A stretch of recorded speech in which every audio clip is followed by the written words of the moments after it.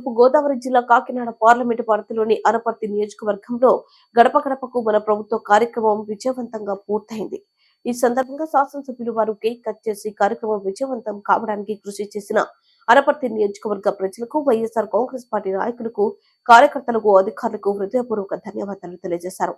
ఈ సందర్భంగా శాసనసభ్యులు సత్యసూర్య నారాయణరెడ్డి మాట్లాడుతూ, ముఖ్యమంత్రి జగన్మోహన్ రెడ్డి ఆదేశాల ప్రకారం అనపర్తి నియోజకవర్గంలో 79 సచివాలయాల్లో 239 రోజుల పాటు గడప గడపకు మన ప్రభుత్వ కార్యక్రమం నిర్వహించి ప్రతి ఇంటికి వెళ్లి ప్రజలను కలుసుకుని లబ్ధిదారులకు చేకూరాలని వివరించడంతో పాటు ప్రజల సమస్యలను అడిగి తెలుసుకున్నామని, గతంలో ఏ ముఖ్యమంత్రి కూడా ఇటువంటి కార్యక్రమాన్ని చేపట్టలేదని, ముఖ్యమంత్రి వైఎస్ జగన్మోహన్ రెడ్డి ప్రవేశపెట్టిన గడప గడపకు మన ప్రభుత్వ కార్యక్రమం ద్వారా సుమారు 98,000 పైగా కుటుంబాలను కలిసి వారితో మమేకమయ్యే చక్కని అవకాశం కలిగిందని తెలియజేశారు. ఈ కార్యక్రమంలో జెడ్పీటీసీ పేపకాయల వెంకటలక్ష్మి, వెంకటరమణ, ఎంపీపీ కేత తులసి శ్రీనివాస్, మండల కన్వీనర్ గుత్తల రమణ, వైఎస్ఆర్ రాష్ట్ర కార్యదర్శి అద్దంకి ముక్తేశ్వరరావు, అనపర్తి వ్యవసాయ market committee chairman Sabbella Krishna Reddy మరియు వైఎస్ఆర్సీపీ నాయకులు, కార్యకర్తలు తదితరులు పాల్గొన్నారు.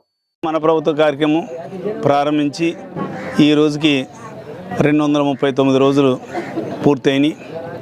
అనపర్తి కొత్తూరులో ప్రారంభించి ఈ రోజున అనపర్తి నియోజకవర్గం పెదపూడి మండలం వేండ్ర గ్రామంలో ఈ రోజున ముగింపు కార్యక్రమం ఇక్కడ చేపట్టడం జరుగుతూ ఉంది. మరి ఇన్ని రోజులు కూడా నాతో సహకరించినటువంటి ప్రతి కార్యకర్తకి, నాయకుడికి, అందరికీ కూడా పేరు పేరున ధన్యవాదాలు తెలియజేస్తూ, అంతేకాకుండా ఈ గడప గడపకు అన్నది చాలా మంచి కార్యక్రమం. దీనివల్ల ప్రతి ఇంటికి కూడా ఒకసారి వెళ్ళే అవకాశం వచ్చింది. గతంలో అయితే తెలుగుదేశం పార్టీ హయాంలో అయితే వాళ్ళకి సంబంధించిన వాళ్ళు, వాళ్ళకి కావాల్సిన వాళ్ళకో, వాళ్ళ జెండా పట్టుకున్న వాళ్ళకో, లేదంటే జన్మభూమి కమిటీ సభ్యులకో సంబంధించే ఏదైనా ప్రభుత్వం నుంచి వచ్చే సంక్షేమ కార్యక్రమాలు ఇచ్చేవారు. ఈ రోజున అలా కాకుండా పార్టీలు కానీ, కులాలు కానీ, మతాలు కానీ చూడకుండా అర్హత ఎవరికైతే ఉందో అర్హత ఉన్న వాళ్ళందరికీ కూడా సంక్షేమ కార్యక్రమాలు ఇవ్వడం జరిగింది.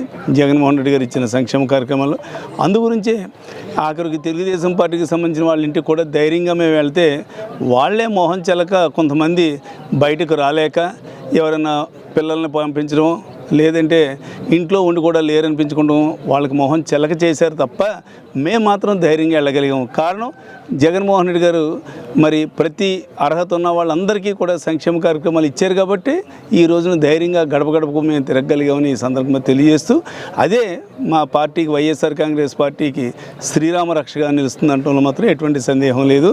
అంతేకాకుండా రానున్న రోజుల్లో కూడా మరి ఎలక్షన్లు కూడా చాలా దగ్గరలో ఉన్నాయి. ప్రతి పేదవాడు కూడా సంక్షేమ కార్యక్రమాలు అందుకున్న ప్రతి వారు కూడా తప్పనిసరిగా వైఎస్ఆర్ కాంగ్రెస్ పార్టీ అధికారంలోకి వస్తేనే ఈ సంక్షేమ కార్యక్రమాలు ఉంటాయి. ఇప్పటివరకు కూడా సక్రమంగా అమలుపరిచారు. గతంలోలాగా ఎలక్షన్ ముందు, ఎలక్షన్ 2-3 నెలలు ఉందనగా సంక్షేమ కార్యక్రమాలు స్టార్ట్ చేయడం కాదు, గెలిచిన మరుక్షణం నుంచి కూడా సంక్షేమ కార్యక్రమాలు ఇచ్చారు.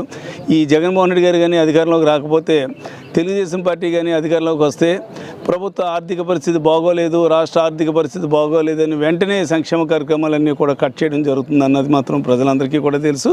అంతేకాకుండా మరి తెలుగుదేశం పార్టీ పొరపాటున కానీ అధికారంలోకి వస్తే ఈ వాలంటీర్ వ్యవస్థను కూడా రద్దు చేస్తానని వాళ్ళే చెప్పడం జరిగింది.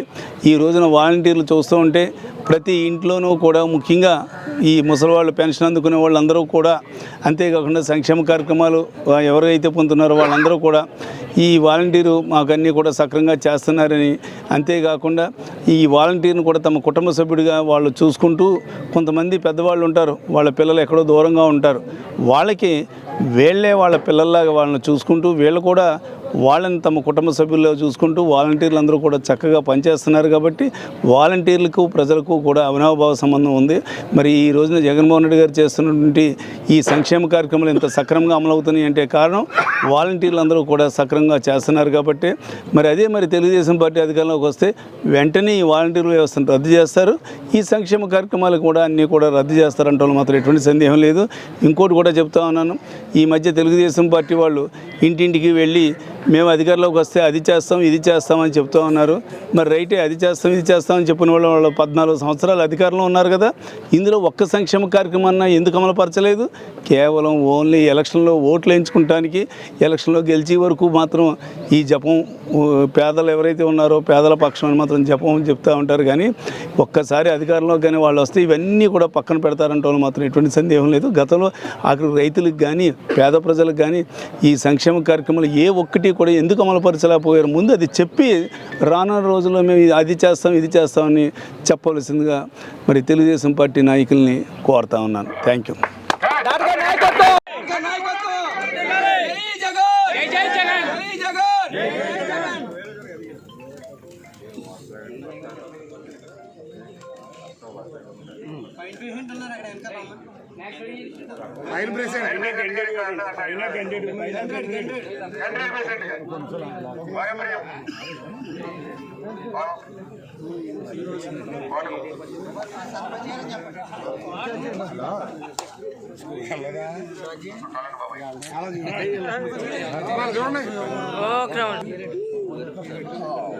ఓకే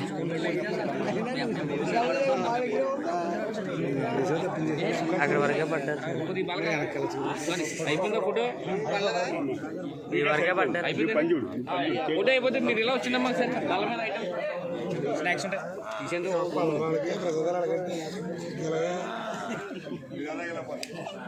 వీళ్ళు ఫీల్ అవుతున్నారు సార్ ఒకసారి